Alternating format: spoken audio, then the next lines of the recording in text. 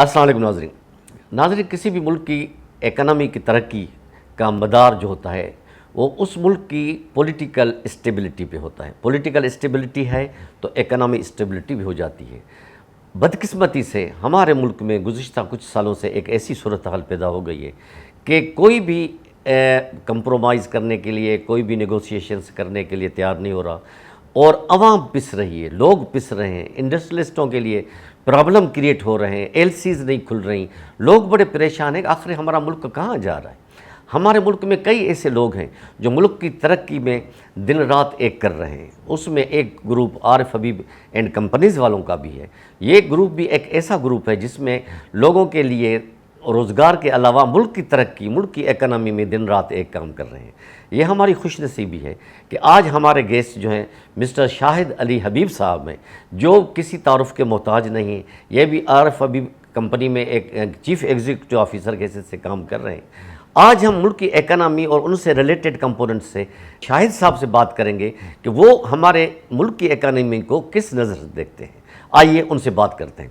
Welcome to mister Shahid साहब, आपको हम अपने प्रोग्राम में खुश आमदीद कर रहे हैं। आप हमारे नाज़रीन को ये बताएं कि गुज़िश्ता कुछ सालों से ये जो एक बर्दाश्त का मादा कम हो गया है और जिसकी वजह से हम बहुत एक पीछे हटते जा रहे हैं, हमारी इकनॉमी कोलैप्स होती जा रही है, इसको किसकी क्या वजूहात हैं और इसको कैसे ठीक किया जा सकता है? देखें, सबसे इम्पॉर्टेंट बात यह है असदुल्ला साहब कि हमारे इकोनॉमिक इश्यूज़ इसलिए बहुत ज़्यादा ख़राब हो गई है कि हम इंपोर्ट पे बहुत ज़्यादा रिलायंस हमारी है, हम बहुत ज़्यादा डिपेंडेंट है इंपोर्ट पे। और हमारी अगर आपको मैं सिर्फ एक मिसाल दूं कि हमने 1971 से लेके 2022 की अगर मैं बात करूं 51 साल में हमारा टोटल 65 बिलियन डॉलर्स का जो है वो नेट आउटफ्लो हुआ है इन टर्म्स ऑफ इंपोर्ट्स। और इसके सामने एक्सपोर्ट और रेमिटेंसेस को अगर आप इनफ्लो लें तो ये आउटफ्लो टोटल 65 बिलियन डॉलर्स का हो चुका है। तो हमने हर साल जो हम जो इंपोर्ट कर रहे हैं और इसके सामने एक्सपोर्ट और रेमिटेंस उसको सपोर्ट कर रहा है, ये आउटफ्लो होता जा रहा है। पिछले साल 12 बिलियन डॉलर का आउटफ्लो था, मतलब करंट अकाउंट डेफिसिट था। इससे पहले 17 बिलियन डॉलर का था। इस मरतबा थोड़ा हमारा कम होगा, अभी 3.8 बिलियन डॉलर्स का जो है पिछले 8 महीने में हो चुका है। और हमें लगता है कि ये तकरीबन 5 बिलियन डॉलर्स पे जो है ये टोटल करंट अकाउंट डेफिसिट हो जाएगा। तो हमारा सबसे बड़ा इशू जो है वो करंट अकाउंट डेफिसिट है, हमारे इकोनॉमिक इश्यूज़ हैं, हमारा इंटरेस्ट रेट है। ज़ाहिर है ये इंटरेस्ट रेट भी इसी वजह से हुआ है कि इन्फ्लेशन बहुत ज़्यादा हो गया है। इन्फ्लेशन जो है वो असदुल्ला साहब अभी जो है हमारा तकरीबन मंथ ऑन मंथ इन्फ्लेशन जो है वो 30% के करीब है। और हमारा पिछले 8 महीने का अगर हम एवरेज इन्फ्लेशन देखें तो वो कुछ 27% पे चला गया है। और हम लगता है कि हम जब क्लोज़ करेंगे तो हमारा एवरेज इन्फ्लेशन इस साल का जो है वो तकरीबन 28-29% पे होगा, जो कि बहुत ज़्यादा है। मतलब this is the record high inflation. ये इन्फ्लेशन के होते हुए, क्योंकि अब इसकी इन्फ्लेशन की वजह यही रही है ना कि हमारी सारी ये इम्पोर्टेड इन्फ्लेशन है। डीवैल्यूएशन बहुत ज़्यादा हो गई और इसकी वजह से हमें जो भी हम चीज़ें मंगवा रहे हैं वो महंगी चीज़ें मंगवा रहे हैं। हमारा ऑयल जो है सबसे बड़ा जो है वो इंपोर्ट में सबसे ज़्यादा उसके कॉम्पोजिशन है। और उसकी वजह से और जो भी हम चीज़ें मंगवाते हैं हम मतलब ऐसी चीज़ें मंगवाते हैं, हमारी मशीनरी, हमारा फूड, हमारा कोल, ठीक है ना, ये सारी चीज़ों की वजह से हमारा करंट अकाउंट डेफिसिट और ट्रेड डेफिसिट बहुत ज़्यादा है। तो जिसकी वजह से हमारे डॉलर हमें देने पड़ते हैं, हमारी ग्रॉस फाइनेंसिंग रिक्वायरमेंट बहुत ज़्यादा है। और इसके अलावा सबसे बड़ी जो दूसरा मसला जो है वो हमारे डेट रीपेमेंट्स है। तकरीबन 20 बिलियन डॉलर की, 20 से 22 बिलियन डॉलर की हमारी डेट रीपेमेंट है जो कि हमें करनी है। और इसमें से बहुत ज़्यादा रोल ओवर भी होगा, लेकिन हमें पैसे भी चाहिए होंगे, क्योंकि जब तक हम अपना करंट अकाउंट डेफिसिट को किसी तरह मैनेज नहीं करेंगे, जब तक हम करंट अकाउंट सरप्लस में नहीं चले जाते, तब तक मुझे लगता है ये हमारे इश्यूज़ रहेंगे। और हमारा अभी जो आजकल जो सबसे बड़ी इश्यूज़ हैं वो IMF की हमारे लोन पैकेज है, जो हमारा रिजम्पशन अगर हो जाता है, जो कि बहुत अरसे से चल रहा है, लेकिन वो अभी तक जो है वो उसका SLA एग्रीमेंट अभी तक हुआ नहीं है। वो जैसे ही होता है वो 1.2 बिलियन डॉलर की हमारी पेमेंट हमें मिलेगी। और इसके बाद हमारी फ्रेंडली कंट्रीज से भी, सऊदीया हो गया, चाइना, UAE, कतर, इन सब से हमारी कुछ पेमेंट हमें आएगी। इसके अलावा जो हमारे मल्टीलेटरल्स हैं वो हमें रोल ओवर करेंगे। तो ये और इसके अलावा फर्दर भी ADB, IDB और वर्ल्ड बैंक फर्दर पैसे हमें मिलेंगे। तो जब तक हमारा IMF का एग्रीमेंट नहीं होता तब तक हमारी ये सिचुएशन जो है वो बहुत ज़्यादा जो है वो गंभीर रहेगी। और जब होगा IMF की हमने सारी शर्तें भी पूरी कर ली हैं। हमने ज़ाहिर है इलेक्ट्रिसिटी के रेट्स बढ़ा दिया, गैस का रेट बढ़ा दिया, हमने मिनी बजट आ गया जिसमें GST जो है वो 1% बढ़ गया, और भी बहुत सारी बजटरी मेजर्स लिए गए हैं जिससे हमारा जो टैक्स रेवेन्यू है वो हमारा बढ़ जाए। तो ये सारी कंडीशंस जो स्ट्रक्चरल रिफॉर्म्स जो करने थे, IMF की ये कंडीशंस हैं कि सारे स्ट्रक्चरल रिफॉर्म्स हों, और जिसकी वजह से जो भी लॉसेस होते हैं और जो भी सब्सिडीज़ दी जाती हैं वो किसी तरीके से सब्सिडीज़ जो है वो ना हो। अगर किसी तबके को सब्सिडी दी भी जाती है तो उसके अगेंस्ट में जो अमीर अवाम है, जो रिच कॉन्ग्लोमरेट्स हैं, जो रिच पीपल हैं, उनसे वो उतना मिल जाए उनको रेवेन्यू मुल्क को। तो वो चाहते हैं कि ना इलेक्ट्रिसिटी की मद में कोई सब्सिडी हो, ना गैस की मद में कोई सब्सिडी हो, ठीक है ना। और ये जो पब्लिक सेक्टर एंटरप्राइजेज हैं जो लॉस बहुत ज़्यादा कर रहे हैं, उनके ऊपर भी जो है उनकी निगाह है कि उनको किसी तरीके से हम ख़त्म करें, किसी तरीके से या तो प्राइवेटाइज़ करें या तो बेचें, ताकि ये गवर्नमेंट के पास ना रहे, जिसकी वजह से हर साल ब्लीडिंग हो रही होती है। सही कर। अच्छा शाहिद साहब, माशाल्लाह आपने तफसील से हमें थोड़ा सा पस मंज़र बताया। अच्छा IMF की जो पोजीशन है वो हम इतने अंदर घुसते जा रहे हैं, और आपने देखा कि रिसेंटली बांग्लादेश के साथ भी उनका मुआहदा हुआ जो बड़े आराम से उनका हो गया। मनमोहन सिंह ने इंडिया से उन्होंने कोई ऐसा प्लान पेश किया था जो उनकी जान छूट गई। क्या वजह है कि पाकिस्तान घुसता ही चला जा रहा है? IMF के बगैर ज़िंदा ही नहीं रह सकते हम लोग। देखें असदुल्ला साहब, IMF के साथ हमारा ये 22वां मुआहिदा है। 22वां, बिल्कुल। मतलब हम इतने ज़्यादा IMF के पास गए, इतना कोई नहीं किया है, ठीक है ना। और IMF ये कहता है कि जब भी हम आते हैं आप हमारे साथ वादे करते हैं कि ये करेंगे, और अब you go back to square one.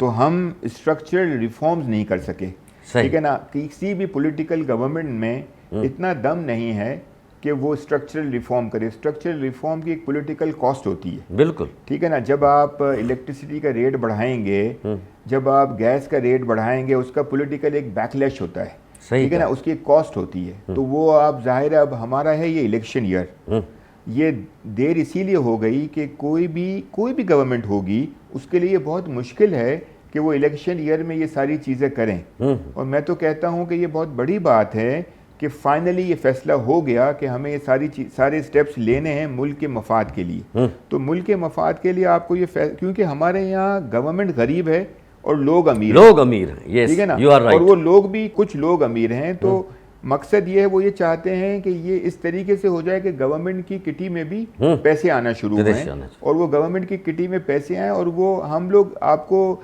हैरत होगी कि हमारा 50% से ज़्यादा इस दफ़ा का जो रेवेन्यू होगा, टैक्स रेवेन्यू, वो सूद की नज़र जा रहा है, वो इंटरेस्ट पेमेंट की नज़र जा रहा है। तो जाहिर है आपकी बात सही है कि श्रीलंका के साथ हो गया, लेकिन उन्होंने जो डिफ़ॉल्ट डिक्लेयर कर दिया ना, उन्होंने जो डिफ़ॉल्ट डिक्लेयर कर दिया, अब उसके पास तो उन्होंने उसके जो एक साल जो गुजरा उनके साथ वो बहुत मुश्किल गुजरा, एग्जैक्टली, ठीक है ना।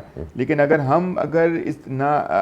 ये इस तरीके का, गॉड फॉरबिड, अगर कोई इस तरह की सिचुएशन करते हैं तो उसके बहुत ही डैमेजिंग इम्पैक्ट्स होंगे। तो वो हम कर नहीं सकते, और हमारा इतनी बुरी सूरत हाल नहीं है, अल्हम्दुलिल्लाह। इसलिए बुरी सूरत हाल नहीं है कि हमारा अगर $100 बिलियन का अगर हमारा पब्लिक लोन है, गवर्नमेंट का जो डेट है, और $130 बिलियन का पब्लिक एंड प्राइवेट जो डेट है, उसमें से अगर आप देखें तो $100 बिलियन में से बायलेटरल और मल्टीलेटरल का कॉम्पोजिशन ज़्यादा है, बिल्कुल, ठीक है ना। और हमारा जो कैपिटल मार्केट और जो कमर्शियल है लोन वो कम है, वो तकरीबन आप समझ ले $20-25 बिलियन के करीब है सब मिला के।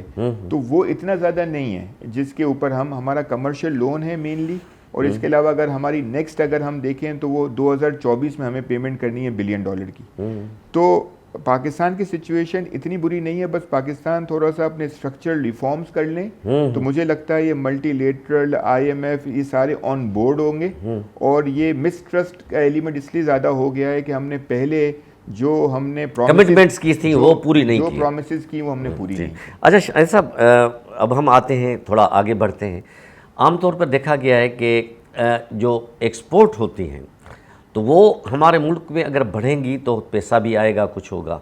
हमारे यहाँ डिसबैलेंस है, बैलेंस ऑफ पेमेंट भी नहीं है और इंपोर्ट हमारी ज़्यादा है, एक्सपोर्ट कम है। एक्सपोर्ट को बढ़ाने के लिए क्या करना चाहिए हुकूमत को और हमारे इंडस्ट्रियलिस्ट को या लोगों को, क्या करना चाहिए? बहुत अच्छा आपने सवाल पूछा है और ये इसके ऊपर बहुत ज़्यादा फोकस करना है। इसमें जो एरियाज़ को आइडेंटिफाई करने हैं, जैसे इसमें टेक्सटाइल जो है हमारा हमेशा से पिछले 15 साल से हमने टेक्सटाइल के ऊपर बहुत ज़्यादा डिपेंड हम कर रहे हैं। बिल्कुल। लेकिन हम इसको बढ़ाने के लिए कोशिशें नहीं कर रहे, ठीक है ना। हम इंसेंटिव ज़रूर देते हैं लेकिन हमारी पॉलिसीज़ जो है वो चेंज होती रहती है। कभी हम इनको एक्सपोर्ट रिफाइनेंसिंग फैसिलिटी जो है वो कम रेट पे देते हैं, कभी उनको ज़्यादा रेट पे देते हैं। आजकल ये 17% पे एक्सपोर्ट रिफाइनेंसिंग फैसिलिटी है जो कि पहले 7% पे होती थी, ठीक है ना। तो वो एक अचानक से उनके लिए ये शॉकिंग न्यूज़ होती है इनके लिए, क्योंकि जब उनका पूरा इनका प्लान चल रहा होता है और अकॉर्डिंगली वो सारा मैनेज कर रहे होते हैं और अचानक से one fine day they find कि यार इस तरीके से हो जाएगा। जी। तो उनके लिए it becomes very difficult for them to manage. Exactly. तो ये हमें ये करना चाहिए कि हम एक पॉलिसी बनाएं, सब लोग मिलके, सारी पॉलिटिकल पार्टीज मिलके एक इकोनॉमिक रोड मैप बना लें। सही। और इकोनॉमी को पॉलिटिकल चीज़ों में मर्ज ना करें, वो चलता रहे। वो उसी तरीके से जो भी आप पॉलिसी बनाएं वो 10 साल की पॉलिसी बनाएं। जो भी आप पॉलिसी टेक्सटाइल के लिए बनाएं, आप आईटी के लिए बनाएं, आईटी को इंसेंटिव दें, क्योंकि आईटी का सबसे बड़ा फ़ायदा ये है कि उसकी पूरी की पूरी रॉ मटेरियल जो है ना वो लोकल है। एग्जैक्टली। रॉ मटेरियल लोकल किस तरीके से है कि उसका डिपेंडेंसी जो है वो स्किल्ड लेबर पे है और वो लेबर पाकिस्तानी है। सही। तो सारी की सारी कॉस्ट जो है वो लोकल है। सही करें। एक्सपोर्ट का तो ये है ना, टेक्सटाइल का तो ये है कि अगर वो $20 बिलियन 22 बिलियन डॉलर का, अगर फर्ज करें $2 बिलियन का अगर मंथली एक्सपोर्ट होता है तो वो $1 बिलियन का इंपोर्ट भी करते हैं। ठीक है ना। तो उनका रॉ मटेरियल 50-55% इंपोर्ट भी होता है। लेकिन आईटी का फायदा ये है कि वो एक्सपोर्ट करते हैं, उनका इंपोर्ट कुछ नहीं है। तो उसके लिए आईटी में इंडिया, बांग्लादेश बहुत आगे निकल गए हैं, वियतनाम बहुत आगे निकल गए। बेंगलोर आप देखें, इंडिया का सिटी ऑफ द बहुत पीछे रह गए हम। तो इसके ऊपर हमें पॉलिसी बनानी चाहिए। एक्सपोर्ट के ऊपर हम आइडेंटिफाई करें कि कहाँ कहाँ हमारी एक्सपोर्ट हो सकती है, किन किन एरियाज़ में। मुझे लगता है कि आईटी में बहुत ज़्यादा पोटेंशियल है। मुझे लगता है कि हम माइनिंग के ऊपर अगर फोकस करें, हम रिकोडिक का मसला हमने बहुत देर के बाद हल किया। हाँ, अभी देखे बड़ा अच्छा हो गया। रिकोडिक का जो ये इन्होंने कर लिया है, अगले 3-4 साल के बाद इंशाल्लाह ये हमारी 5 बिलियन की साल की एक्सपोर्ट होगी इंशाल्लाह। तो ये आहिस्ता से ये सारी चीज़ें जब होंगी ना तो हमारी एक्सपोर्ट बढ़ेगी। अरे शायद साहब, अब हम थोड़ा सा टाइम की कमी की वजह से थोड़ा सा हम आते हैं आगे की तरफ कि आमतौर पर देखा गया है कि जब कोई भी पॉलिटिकल गवर्नमेंट होती है, वो अगर चली जाती है, कोई नई गवर्नमेंट आती है, तो वो फिर अपनी पॉलिसी देते हैं। जबकि कई मुल्क में ऐसे होता है कि जो मेन मुल्क की जो सलामती की या मुल्क की इकनॉमी की जो पॉलिसीज़ होती हैं वो कंटिन्यू रहती हैं।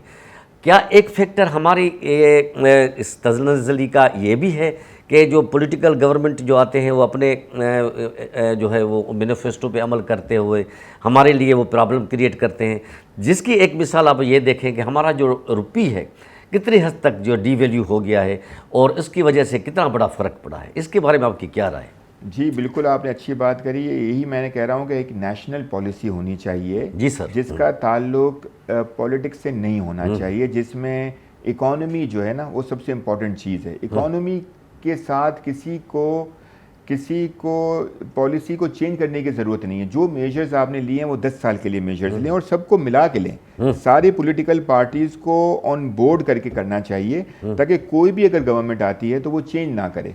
तो ये जो बेसिक फाउंडेशन है वो हमारी मजबूत हो जाएगी। और जो स्टार्टिंग पॉइंट है हमारी, जो भी चीज़ों को, जैसे फ़र्ज़ करें कोई नई इंडस्ट्री अगर हम लगाते हैं, बिकॉज वो इंडस्ट्री लगेगी, ग्रीन फील्ड प्रोजेक्ट जब वो कमर्शियल ऑनलाइन होगा 3 साल बाद, 4 साल बाद, फिर जब वो प्रोडक्शन करना शुरू करेगा तो उसको 10, 15, 20 साल की जर्नी चाहिए। अगर आप बीच में पॉलिसीज़ चेंज करेंगे तो उसकी वायबिलिटी नहीं रहेगी। बिल्कुल। तो मेरे ख्याल से एक नेशनल पॉलिसी होनी चाहिए ऑन इकोनॉमी।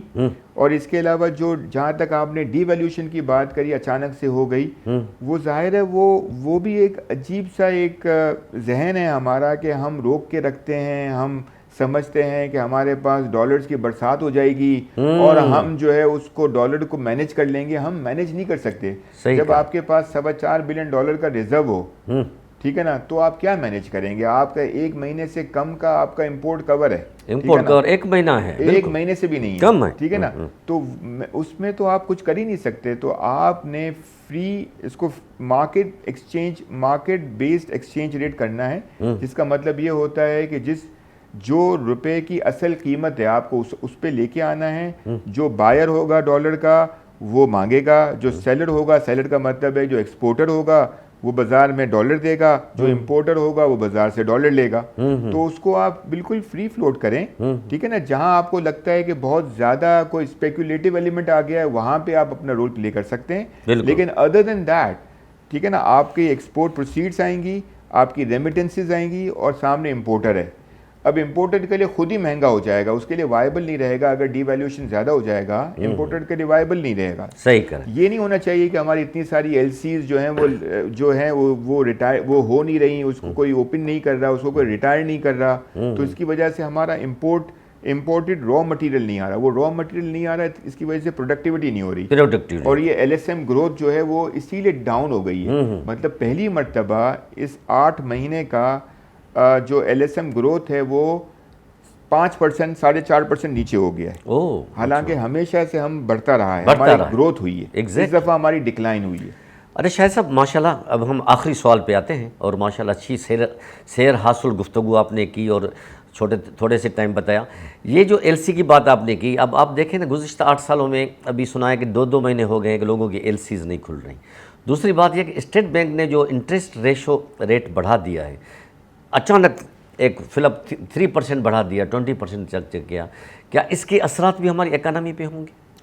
जाहिर है ये इंटरेस्ट रेट बढ़ा दिया, इसका मतलब यही है कि डिमांड जो है हमें कर्टेल करनी है। अब मसला ये है कि स्टेट बैंक भी समझाता है IMF से जो हमें इत्तला मिली है कि भाई ये हमारी कॉस्ट पुश इन्फ्लेशन है, हमारी डिमांड पुल इन्फ्लेशन नहीं है। डिमांड की वजह से इन्फ्लेशन नहीं हो रही, हमारी ये इम्पोर्टेड इन्फ्लेशन है और ये कॉस्ट पुश इन्फ्लेशन है, जिसकी वजह से इन्फ्लेशन के नंबर ज़्यादा है। और IMF भी समझता है कि हाँ ये कॉस्ट पुश इन्फ्लेशन है, इसीलिए हमारी इन्फ्लेशन जो है इस वक्त जो है वो 26% पे है और हमारी मंथली इन्फ्लेशन 30% के करीब है, लेकिन हमारा डिस्काउंट रेट जो है वो 20% पे सही कर, और हमारा टी बिल का रेट 21% पे है। तो ये इसीलिए कम है, अदरवाइज तो ये वहीं पे होता 25-26% पे होता। तो मकसद ये है कि ये जहाँ तक एलसी की आपने बात करी, डेफिनेटली एलसी जो है वो इसीलिए रिटायर नहीं हो रही कि हमारे पास जो है रिजर्व्स की पोजीशन इतनी नहीं है। हमने इसेंशियल जो प्रोडक्ट्स है सिर्फ उसी को गवर्नमेंट ने फोकस किया हुआ है कि उसी की इंपोर्ट हो, ताकि हमारा ट्रेड डेफिसिट कम से कम हो, ताकि हमारा इंपोर्ट कम से कम हो, और उसके ऊपर हम फोकस करें। लेकिन मुझे लगता है जो मेरी बातें हो रही हैं टेक्सटाइल वालों से, टेक्सटाइल वालों के लिए कोई एलसी रुकी हुई नहीं है। सही। उनका जितना भी रॉ मटेरियल है वो इंपोर्ट हो रहा है, बिकॉज वो एक्सपोर्ट भी करते हैं। इसी तरीके से हर वो सेक्टर जो कंट्रीब्यूट कर रहा है एक्सपोर्ट के लिए, उसके लिए कोई प्रॉब्लम नहीं है। तो इसमें मिनिस्ट्री ऑफ फाइनेंस जो है वो सपोर्ट कर रही है। और मुझे लगता है कि इंटरेस्ट रेट जो है वो जाहिर है IMF की एग्रीमेंट के लिए ज़रूरी है। ये भी एक किस्म की शर्त है, ये भी जिसको पूरा करने के लिए हमें करनी चाहिए। लेकिन अगले फाइनेंशियल ईयर में इंशाल्लाह हाई बेस इफेक्ट की वजह से जब इन्फ्लेशन नीचे आएगा तो आपको ये इंटरेस्ट रेट नीचे जाता हुआ नजर आएगा। Thank you very much Shahid साहब, माशाल्लाह आपसे अच्छी बात हुई। और लास्ट वीक मेरी इसाक डार साहब से भी बात हुई थी इसी पे, उन्होंने भी तकरीबन ऐसी बात आप जैसी बातें की इंटरेस्ट रेट के हवाले से। Once again thank you very much. नाज़रीन, आपने शाहिद अली हबीब साहब की बातें सुनी। ये हमारे नौजवान और माशाल्लाह रिनाउंड इकोनॉमिस्ट भी हैं और इंडस्ट्रियलिस्ट भी हैं। इनकी बातों से ये लग रहा है कि इंशाल्लाह हमें होप जो है वो रखनी चाहिए, हमें डिसहार्टेड नहीं होना चाहिए। ये चीज़ें आती रहती हैं, ये होती रहती हैं। IMF भी एक किस्म का हमारे ऊपर है, अगर इनसे हमारी कमिटमेंट पूरी हो जाती है तो इंशाल्लाह जो हमारे जो ब्रदर कंट्रीज़ हैं, फ्रेंडली कंट्रीज़ हैं, वो भी हमारे साथ कोऑपरेट करेंगे। और इंशाल्लाह ताला कोई वजह नहीं कि अगर हम अपने आप को भी सुधारें। नाजरीन, हम अगर पॉलिटिकली हमारे कितने भी डिफरेंसेस क्यों ना हो, लेकिन अगर मुल्क के इंटरेस्ट की बात आए तो सब हम एक हो जाएं, क्योंकि पाकिस्तान है तो हम हैं, हमारा मुल्क है तो हम हैं। तो इसी के साथ ही अपने मेज़बान असदुल्ला भट्टी को मीडिया फोकस चैनल से इजाज़त दीजिए। अल्लाह हाफ़िज़।